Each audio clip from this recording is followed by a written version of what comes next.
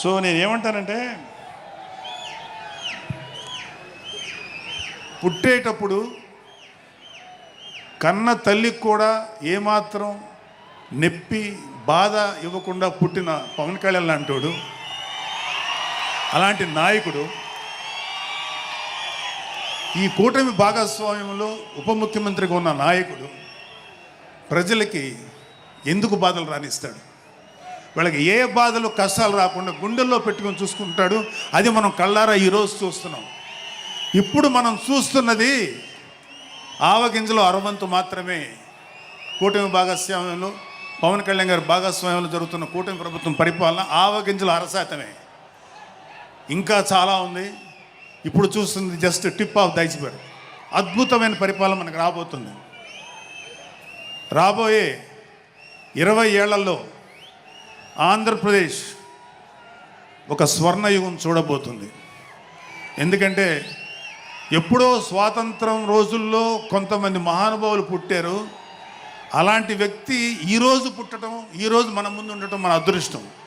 అలాంటి వ్యక్తి దగ్గర పని చేయడానికి ఇగో ఈ స్టేజ్ మీద ఉన్న ప్రతి ఒక్కళ్ళం గర్వంగా ఫీల్ అవుతున్నాం. మాకు పదవులు వచ్చినా రాకపోయినా ఆయనకి సేవ చేస్తాం.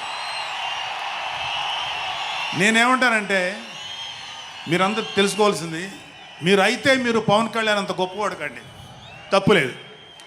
రాకపోతే అంతగా అవ్వలేకపోతే ఒక గొప్పవాడికి అనుచరుడిగా మారండి, ఏదైనా మంచిదే. నేను ఆ పని చేశాను. రెండో పని, పవన్ కళ్యాణ్ గారు అంత గొప్పగా నేను అయ్యే దమ్ము లేదు, కానీ ఆయనకి అనుచరుడిగా మాత్రం నాకు అవకాశం ఇచ్చారు. అది నేను చాలా సంతోషపడతాను. ఎందుకంటే ఇవాళ కళ్యాణ్ బాబు లాంటి వ్యక్తి, ఇక్కడ ఉన్నటువంటి మా నాయకులు ఎవరైనా సరే, మేము చూస్తున్నది కేవలం ఒక జనరేషన్ కాదు, రాబోయే 3-4 జనరేషన్స్. అంటే మీరు, మీ పిల్లలు, మీ గ్రాండ్ చిల్డ్రన్ ఎంత మంచి ప్రపంచాన్ని చూడాలి, ఎంత మంచి జీవితాన్ని చూడాలి, ఎంత చక్కటి అవకాశాలు రావాలి అనేటువంటి ఆలోచనతోటే ముందుకెళ్తున్నాం. ఖచ్చితంగా రాబోయే 20 ఏళ్లలో ఇది జరిగి తీరుతుంది. పవన్ కళ్యాణ్ గారు ఒక జనరేషన్ కోసం కాదు, రాబోయే 2-3 జనరేషన్ల కోసం కూడా ఆలోచించగలిగేటువంటి గొప్ప నాయకుడు. ఇంకొక చిన్న విషయం ఏంటంటే,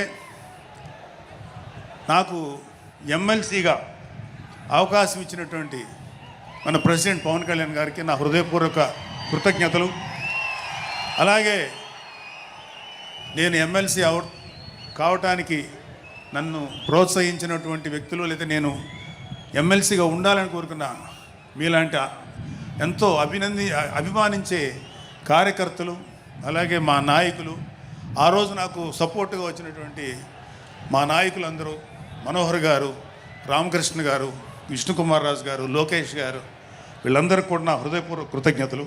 అంటే దేవుడు అనేవాడు మనం అడిగితే వరాలు ఇస్తాడు, ఖచ్చితంగా వరాలు ఇస్తాడు. కానీ అడగకుండానే వరాలు ఇచ్చేవాడు పవన్ కళ్యాణ్. అతను ఏమని పిలవాలో మీరే డిసైడ్ చేసుకోండి. చివరిగా ముఖ్యమైన విషయం ఏంటంటే, జనసేనకి ప్రాణవాయువు లాంటి వాళ్ళు కార్యకర్తలు, వీర మహిళలు, జన సైనికులు, అభిమానులు. నేను ఒక జన సైనికుడిని అని చెప్పుకోవటంలో ఉండే ప్రైడ్ నాకు ఇంకా ఏ విషయంలో రాదు. చాలా గర్వపడుతుంటాను. సో అలాంటి జన సైనికులకి, మీ అందరికీ మేమందరం అండగా ఉంటాం. ఏదైనా చిన్న చిన్న ఇబ్బందులు తలెత్తినా అవన్నీ సరిచేస్తాం. ఇంకొక విషయం ఏంటంటే, జనసేన పార్టీ ఒక్కటే మీరు ఒక కార్యకర్త స్థాయి నుంచి అత్యంత ఉన్నతమైన స్థాయికి చేరుకోగలిగేటువంటి డెమోక్రటిక్ వాల్యూస్ ఉన్నటువంటి పార్టీ జనసేన.